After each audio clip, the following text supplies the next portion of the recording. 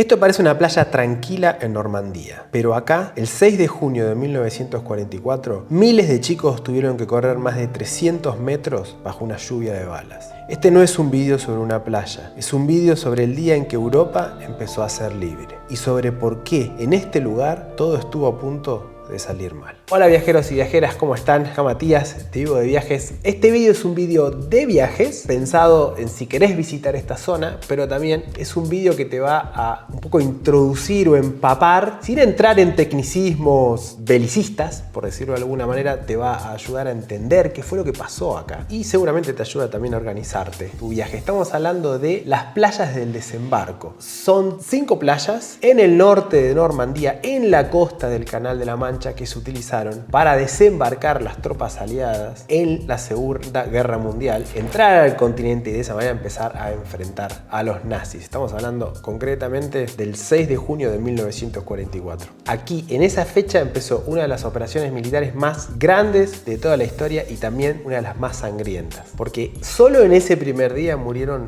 2000 soldados, más todo lo que vino antes, días previos, con bombardeos y paracaidistas, y después con los bombardeos posteriores en ciudades como las de Caen, que tenemos un vídeo en el canal y se los voy a dejar enlazado en la descripción porque también es una muy buena idea visitar primero Caen, ir al Museo de la Memoria, empaparse bien de todo lo que pasó en esta zona y después seguir hacia las playas de desembarco. Eso va a depender mucho de cómo llegues hasta las playas. Vamos a hablar de eso, cómo llegar. En el caso de que estés llegando desde París, vamos a suponer que vas a estar llegando desde París. En ese caso, lo mejor es tomarte un tren, pero no hay tren directo a las playas. Entonces te tenés que tomar un tren a la ciudad de Caen, como creo se pronuncia en francés, que es 1 hora 45 en tren de alta velocidad desde París, o a la ciudad de Bayeux, en castellano, que también está muy cerquita de las playas. Te puedes tomar el tren y desde ahí te puedes organizar una excursión a las playas. Otra opción que te va a dar, por supuesto, mucho más libertad es alquilarte un vehículo. Y si vas con vehículo, estarás en unas 3 horas y media, supongo, desde París. Como les dije, muchas veces en vídeos sobre Francia se maneja muy bien en la autopista, límite de 130,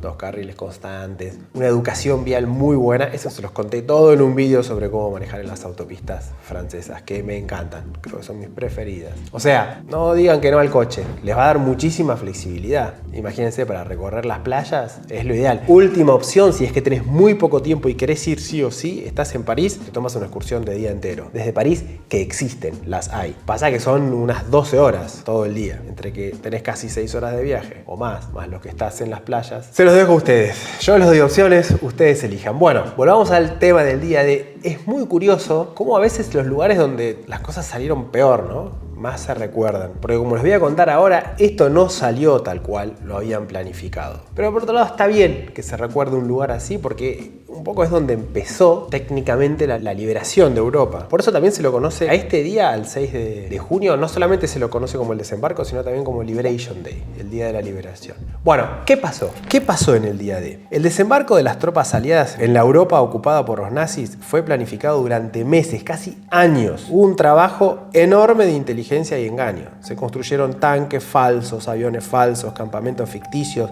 en la costa inglesa para hacer creer a los alemanes que la invasión iba a ser por Calais o incluso por Noruega, pero no en esta zona de la que estamos hablando. Incluso hay una historia dentro de lo trágico, divertida de esta época, que es que necesitaban mapas topográficos de la zona para organizar el desembarco. Entonces, si bien muchos aviones de fuerzas aliadas sobrevolaron la zona para cartografiarla, era peligroso. Y la BBC pidió a los ciudadanos ingleses que envíen fotos y datos de sus vacaciones en la costa francesa para poder mejorar detalles de esos mapas topográficos. Bueno, 10 millones de fotos y descripciones llegaron. Cuestión que los alemanes tenían que defender una costa que era gigantesca, desde Francia hasta Escandinavia. No podían estar fuertes en todos lados. El problema, además del desembarco, era que este terreno, específicamente en Normandía, no ayudaba en nada. Tenés playas enormes, abiertas, con mareas muy grandes. Háganse una idea que solo la playa Omaha Beach, que es, digamos, la más importante o la más visitada de todas, tiene entre 6 y 10 kilómetros de largo. Con la marea baja, los soldados tenían tenían que cruzar entre 275 y 300 metros de playa completamente descubiertos. Y a todo esto se le sumó el clima. Incluso el desembarco estaba pensado originalmente para el 5 de junio, pero se tuvo que posponer al 6 por el mal tiempo. De todas maneras, el mar estaba picado, había viento, había mala visibilidad. Bueno, todo empezó a salir peor de lo esperado. El plan original decía que la aviación y la artillería naval iban a destruir las defensas alemanas antes de que llegara la infantería. Pero las bombas cayeron demasiado atrás. Si miran el vídeo de Caen, ahí les contaba cómo ellos se prepararon de manera anticipada para el desembarco, porque las bombas empezaron a caer antes. Y esa aviación que tenía que bombardear las defensas alemanas cercanas a la costa, por mala visibilidad, terminó bombardeando un área mucho más amplio que llegó a la ciudad de Caen. Bueno, ese video se los voy a dejar en la descripción para que lo vean, porque forma parte de toda esta historia de Normandía. De hecho, Caen es la capital de Normandía.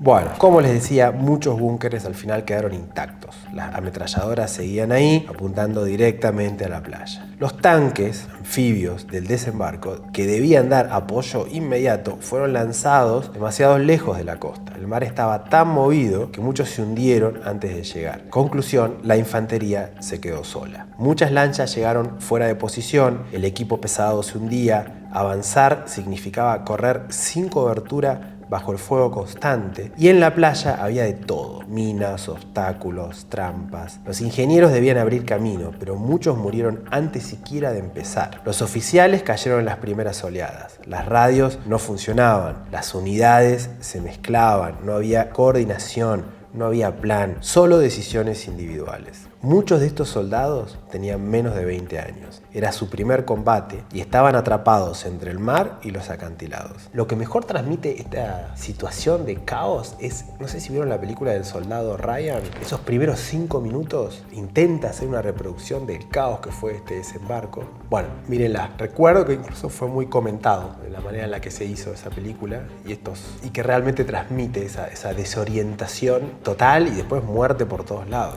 Al final, la playa no se ganó por el plan original. Se ganó porque pequeños grupos lograron escalar los acantilados y atacar las posiciones alemanas desde atrás. Incluso un barco destructor, se acercó peligrosamente a la costa, casi encallando para bombardear directamente los búnkeres y abrir un hueco. La Omaha Beach no fue una victoria planificada, fue una victoria arrancada del caos. Y por eso es probablemente la playa que mejor explica lo que realmente fue el día D. ¿Qué ver de todo esto? Hay mucho para ver en la zona, mucho. Ustedes tienen que pensar qué de todo quieren ver. Lo primero y principal son las playas. Fueron 5 playas, las 5 se pueden visitar. Tienen la Omaha Beach, que esta diría que es la más simbólica o la más importante, la más dificultosa, la que tuvo un mayor costo en vida, que era la que supuestamente le correspondía a las fuerzas aliadas de Estados Unidos, aunque después las fuerzas se fueron mezclando, los países se fueron mezclando. Después estaba la playa Utah, también, que le correspondía a los soldados estadounidenses. Gold, que era la británica. Juno le correspondió a Canadá, y Swords, que también era británica. Como les decía, yo visité la Omaha, que es la más emblemática. En esa playa la pueden recorrer de punta a punta, caminando, depende cómo esté la marea. Recuerden que las mareas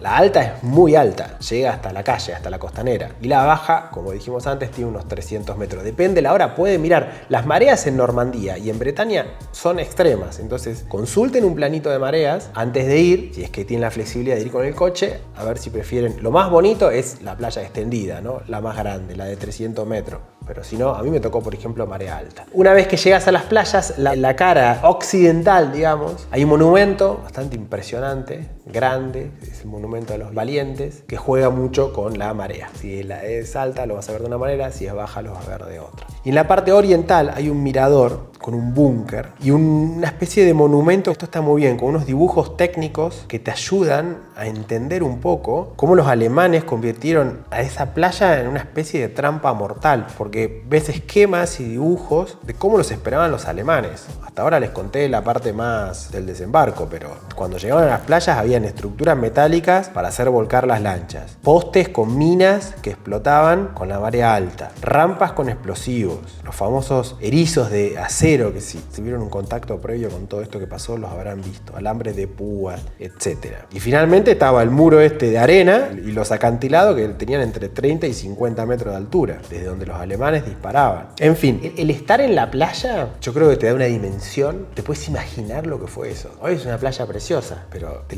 tenés que imaginar en el caos total. O sea, ir a las playas, caminar, reflexionar, es mi consejo. Y después hay una serie de museos que esto dependerá de cuánto te interese y qué te interese. Y después están los cementerios. Para mí, con la playa y el cementerio fue suficiente, pero si te interesa más entrar en detalle del tipo de equipamiento militar, datos mucho más precisos de lo que fue, cómo se planificó, etcétera, tenés distintos museos ahí en la zona. Está el Overload Museum, Overload era el nombre de la operación. Ahí tienes una enorme colección de vehículos y objetos originales. Después tenés el Memorial Museum of Obama Beach, que está a pocos metros de la playa. Después tenés el D-Day Omaha Museum, que esto está en un pueblo muy cercano, que es el Vierville-sur-Mer. Es un edificio que fue hospital de campaña en 1944. Y después tenés el cementerio. Hay varios cementerios. Por ejemplo, hay un cementerio alemán. Se murieron muchos alemanes, ¿no? También. Que es muy sobrio, gris, bueno, muy distinto a lo que viene a ser el cementerio americano, que es el que generalmente se visita. Que está perfectamente diseñado. Es muy interesante. Más allá de lo triste, es muy interesante como monumento, ¿no? Porque si te fijas en los detalles, las cruces están alineadas mirando hacia el oeste, hacia Estados Unidos. Y después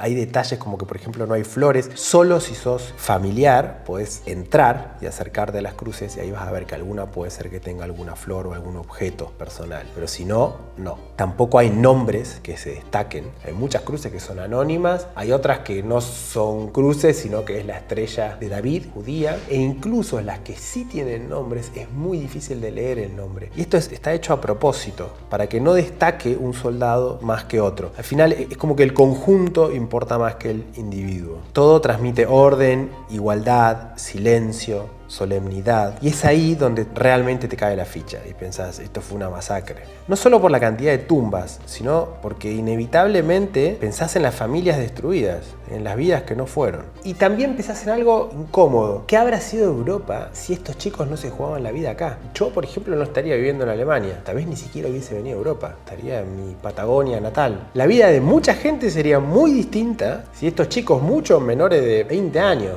pibes, no se lo hubiesen jugado. Bueno, 11 meses después la guerra terminó, pero muchos de los que están enterrados acá nunca lo supieron. Bueno, me cuesta terminar este vídeo tan emotivo. Es un lugar emotivo, es un lugar para reflexionar, es un lugar tal vez para recordar que ojalá esto no se repita nunca más. Y a veces eso no está tan lejano como parece. Se los recomiendo con mayor, menor intensidad, con mayor, menor profundidad. En lo que quieran ver, vale la pena. No más palabras. Que tengan un buen viaje.